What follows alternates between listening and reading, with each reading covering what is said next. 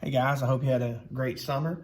We're not being able to meet for school right now. Hopefully we'll be able to soon, but I have everything online. I'm putting up 3 assignments per week for you to do. One of them is a exercise checklist, and I've got a document you can sign in on that and comment done and put your name on it. On the second lesson each week is going to be a lesson from our health book.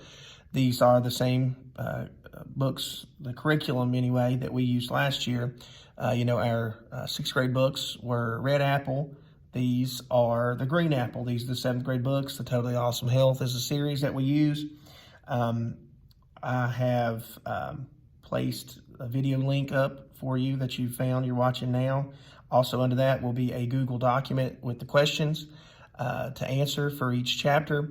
I'm going to read those out loud as well. What I'll do, I'll read each page number as I go across. These are the same, set up exactly the same as last year in the 6th grade that we did.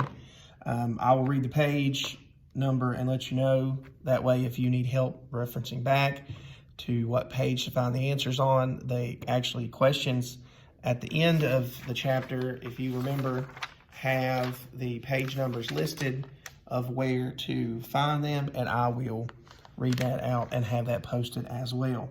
Don't stress out about this. It's easy. The questions are easy. Like I said, I'll read the page number. That way you can go back and reference the video if you need to answer the questions.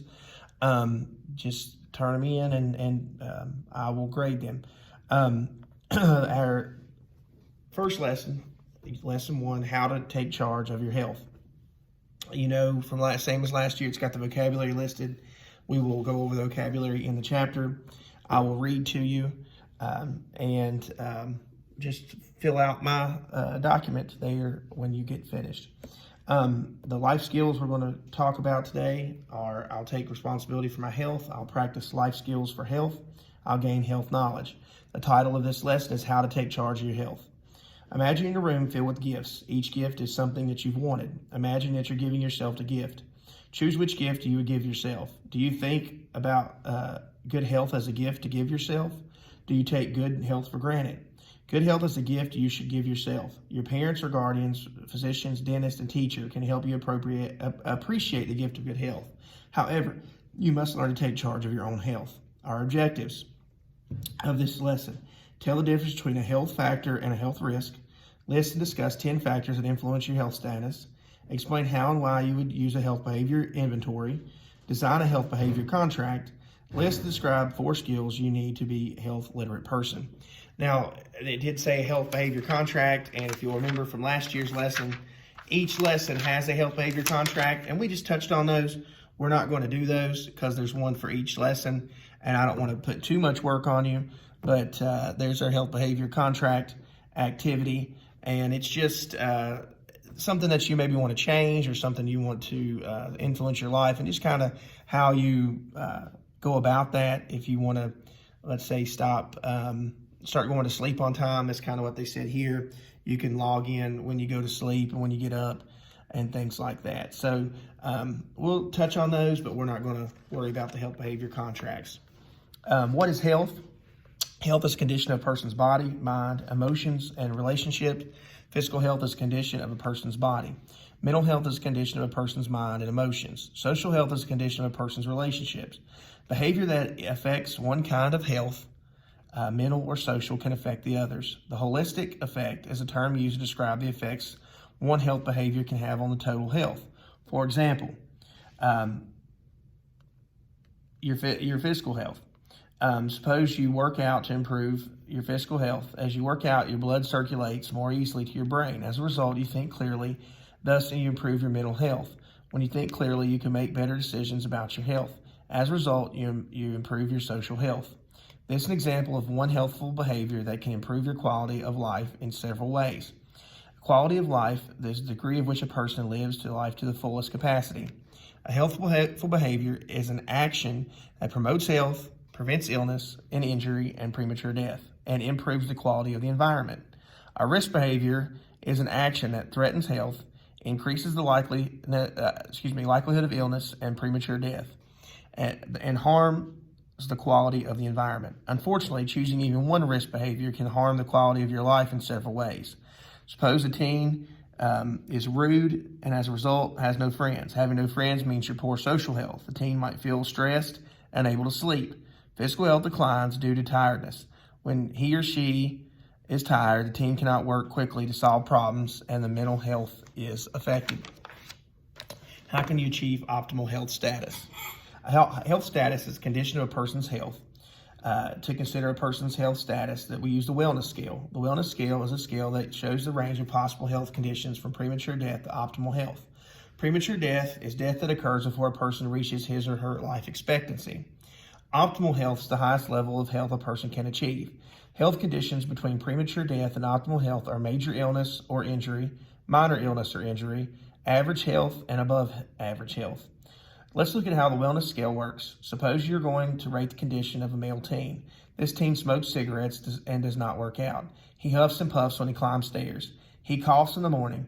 He might rate his health using the wellness scale. Because his health status is not what you might expect for someone his age, his rating is low. He chooses behaviors that are likely to lead to illness and premature death.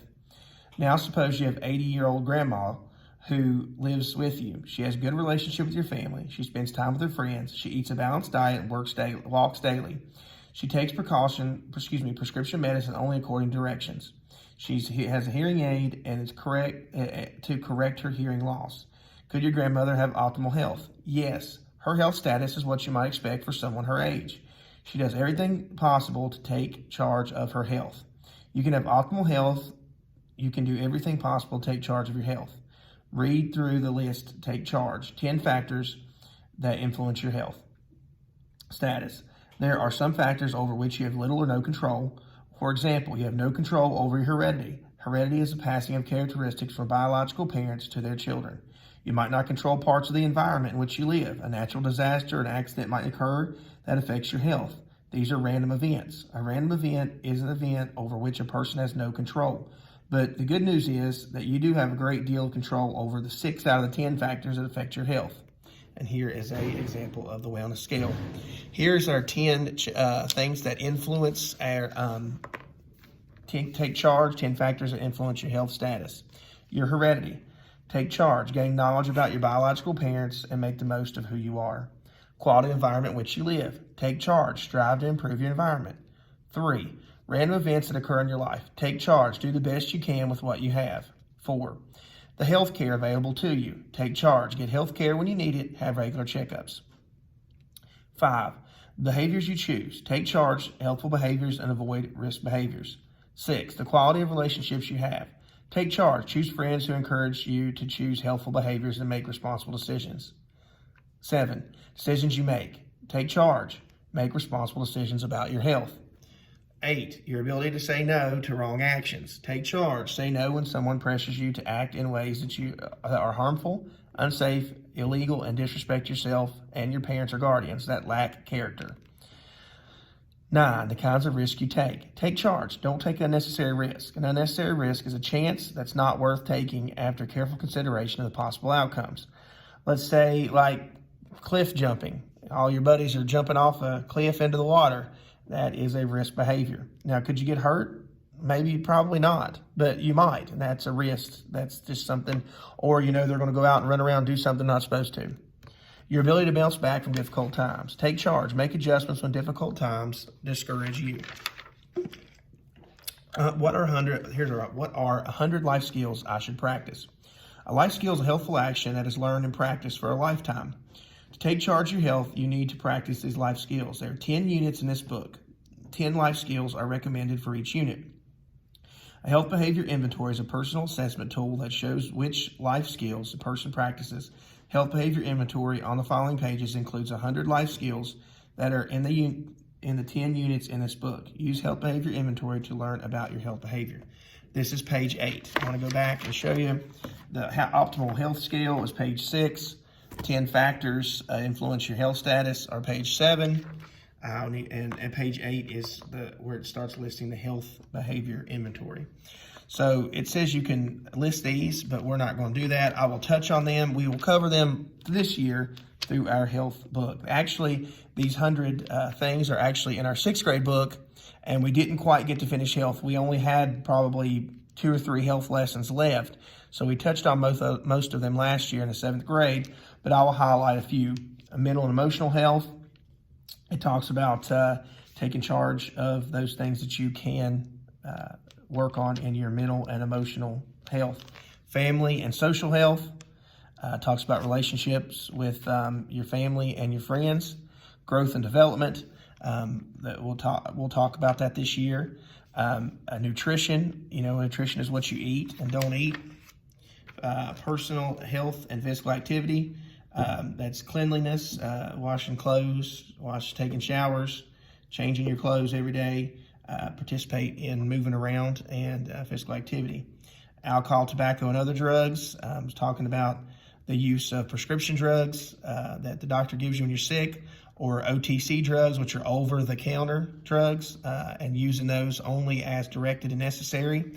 And, of course, staying away from illegal drugs and tobacco and alcohol.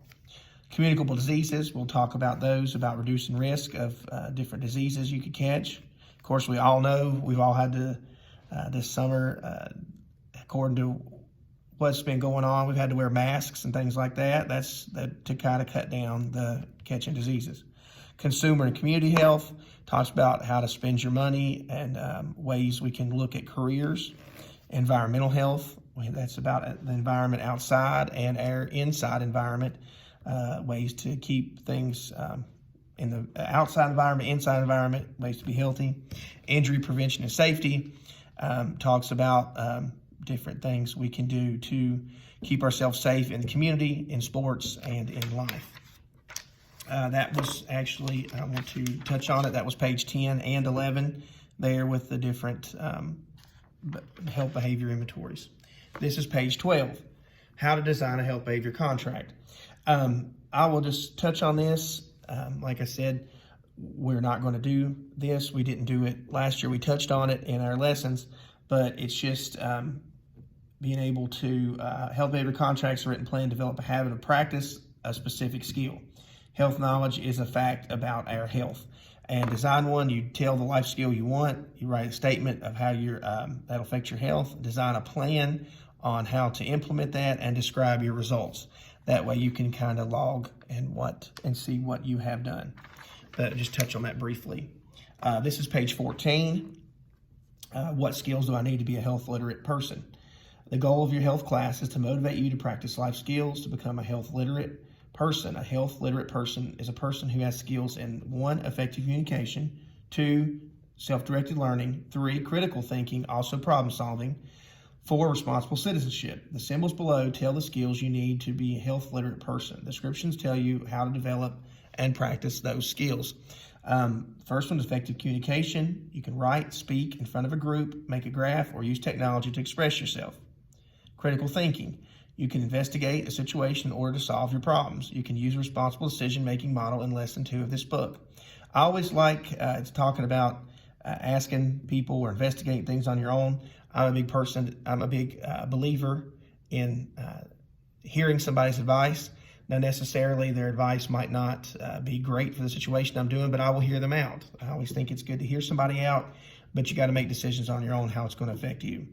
Self-directed learning, you can gather and use health facts on your own. You can visit a website to learn facts. You can check there's logs in the library. You can talk to your librarian about books you can look. You can attend a speech or contact an organization. Of course, you must be careful of reliable sources that you trust what's going on. Responsible citizenship, you can investigate ways to promote health in your community, nation, and world.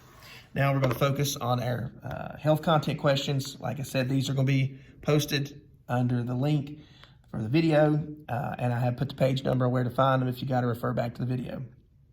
Number 1, what is the difference between a healthful behavior and a risk behavior?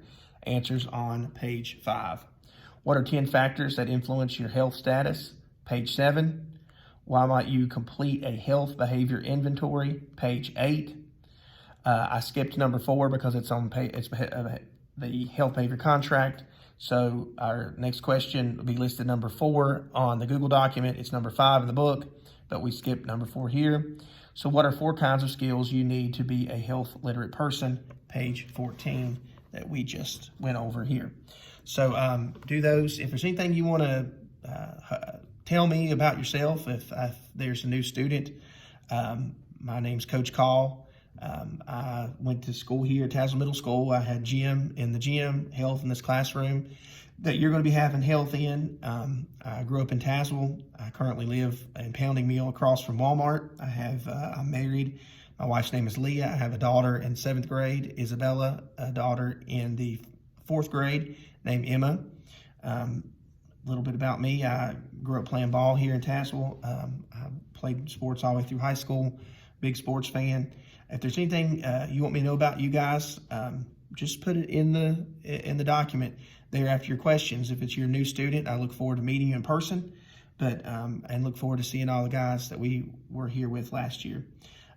Hopefully we'll get back together soon, and we'll talk to you later. Bye.